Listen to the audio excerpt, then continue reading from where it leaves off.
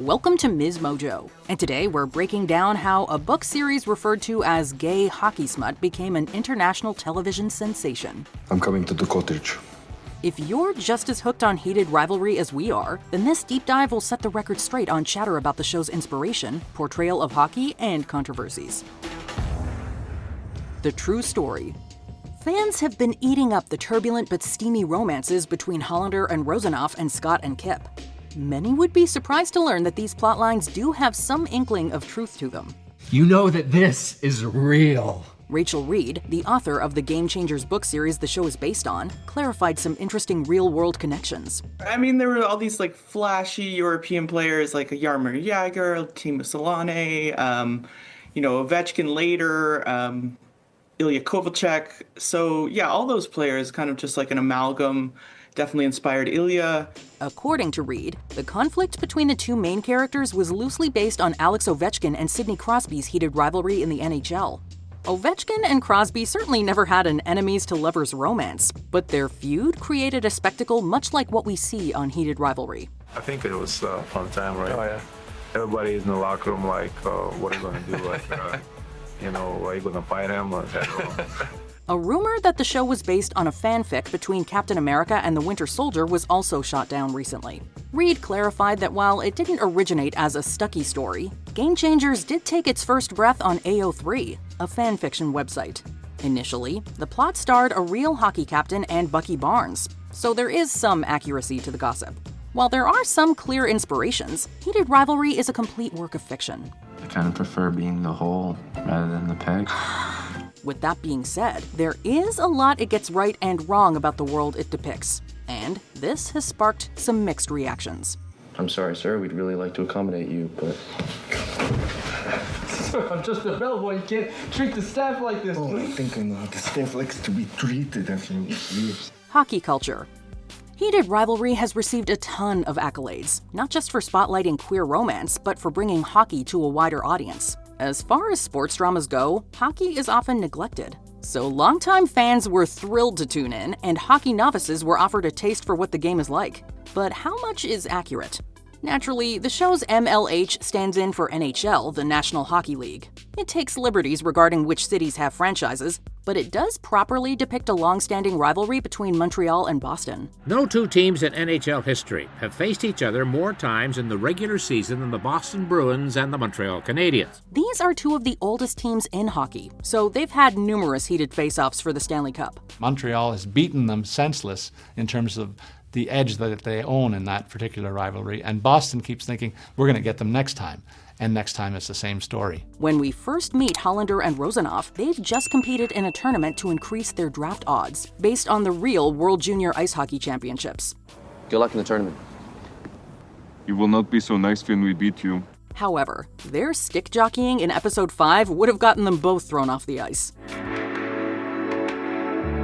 This sort of horseplay is forbidden during a face-off, though the showrunner surely added it in for the metaphorical sword fighting, wink wink. Apart from the technicalities, Heated Rivalry touches on a stark homophobia in hockey culture. I realize that I may be that thing that hockey players like to throw around as an insult. The kind of language that I heard on the ice and in the locker room every day was a constant reminder that I was different. The NHL is currently the only major league of any top sport to not have a current or former openly gay player. It's certainly one of the last places where it's a challenge, I think, to be openly gay. This speaks to the pressure to internalize for fear of backlash, communicated through all of our protagonists.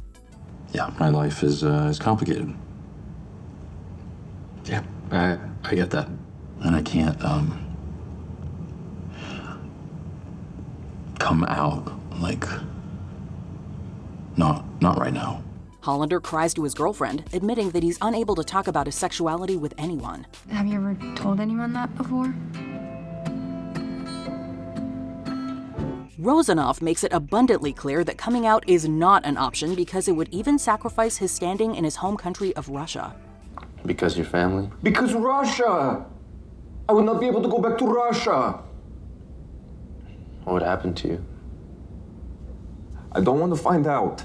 Scott Hunter, on the other hand, totally breaks that barrier down when he kisses Kip in front of millions after winning the cup.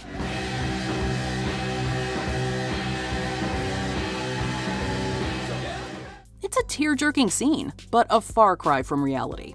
Retired goaltender Brock McGillis became one of the first openly gay players in 2016, though he didn't play in the NHL.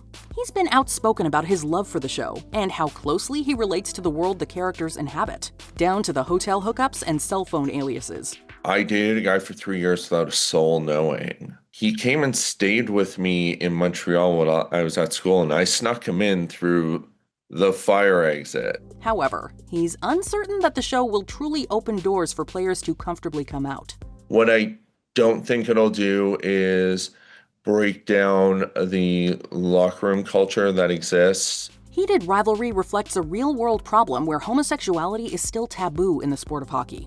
For example, Pride-themed jerseys were banned from the NHL in 2023, even for Pride Night warm-ups. The idea that if you do want to support one of these causes on the ice, you would be fined for doing so does not sit well with me. Pride tape on sticks was banned too, though the league later walked that back. The NHL probably spent the weekend weighing their options about good PR, bad PR. If we punish him for using Pride-themed tape on his stick, how are we going to look? While the girls and the gays, who do make up a considerable percentage of hockey fans, are tuned in, it's questionable whether Heated Rivalry can permeate some of the more stubborn blocks of hockey fans and officials who can actually make a change. The NHL didn't respond to a request for comment, but has said many times in the past that it supports diversity and inclusion. Its players just won't be showing it on the ice. Heated Rivalry also accurately portrays the intense strain athletes experience from so many ends. Rozanov's father is incredibly hard on him, driving a turn in his character where he becomes cold and obsessed with winning. Как ты допустил до этого? Тебе не стыдно? Не стыдно, отец. Но не настолько. Они не учат тебя дисциплине в этой американской лиге. Это не игра, а халтура. Hollander's mother plays the part of a stay-at-home coach, often prioritizing what's good for Hollander's brand over what's good for his sense of stability. Shane, are you listening to me? What? Yeah? Okay, so what did I just say? Sneakers, I heard. Okay, you have to be seen in your Reeboks. I know, Mom. Because you cannot be in anything else. Mom, I'm always wearing skates. This combination of public pressure, online scrutiny, family expectations, and on-ice performance all collide to make managing personal relationships incredibly slippery. How about... I wish you were here right now. Я бы тоже хотел.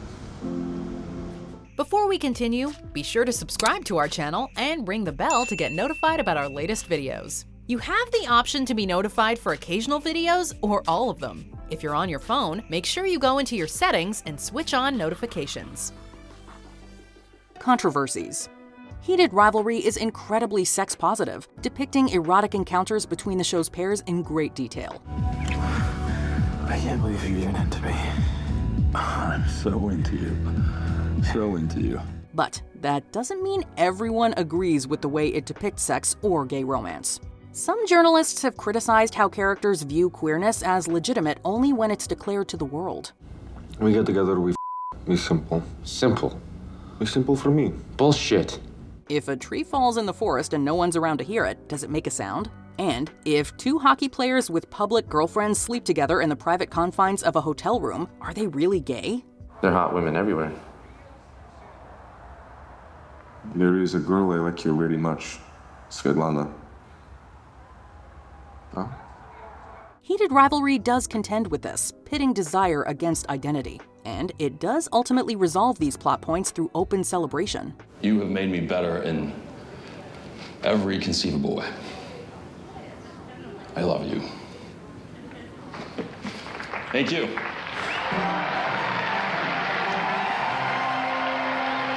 Though another scathing critique came from I Love LA star Jordan Firstman, who stated that Heated Rivalry just isn't gay because it doesn't properly depict how gay people sleep together. Hey, how was practice?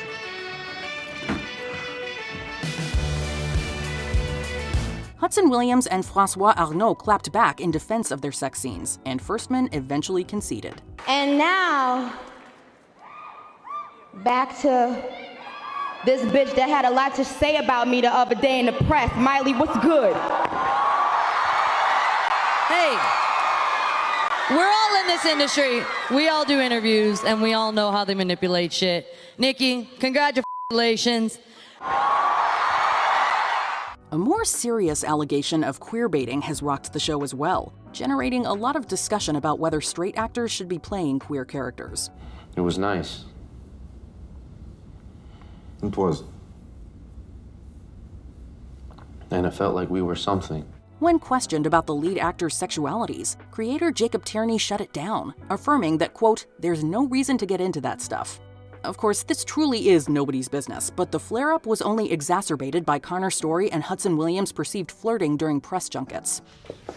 Oh, look at that. That's that butt. That's that butt. I live in Los Angeles, baby. Come for this belt buckle with your teeth. We don't do friends. We do lust. Fans may have received flashbacks to Stiles and Derek from Teen Wolf, where the actors shamelessly played off of fans shipping their highly requested on-screen romance. We want to ask if you guys could vote for Teen Wolf with the Teen Choice Awards for the Choice Summer Show. Best Choice Summer Show. Yep. Can you please do it? Because if you do, we'll take that's all that needs to be said. However, the key difference is that this more blatant form of queerbaiting never came to fruition in the show, and merely teased eager fans with representation that didn't actually exist. Start the car, or I'm gonna rip your throat out with my teeth.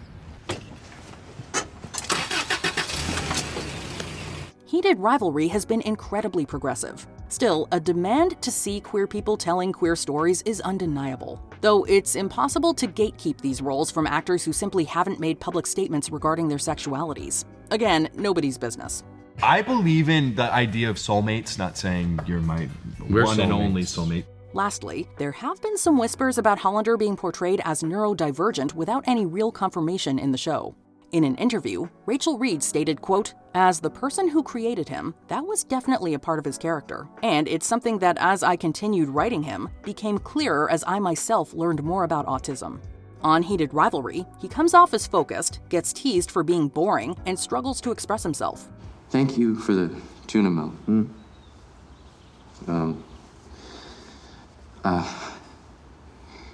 I'm sorry. I can't. Ultimately, it's a side to Hollander's character that may only surface for some. This looks serious. It's not. I mean, yeah, I guess. Can you just sit down or something? When it comes to all the hubbub, Reid put it best, saying, quote, "I didn't expect this book to be analyzed like The Great Gatsby when I wrote it. It's really just a hockey romance. So let's celebrate it as such." I love you. Holy shit. I mean, I love you too. What are you hoping to see happen in Season 2? Let us know in the comments.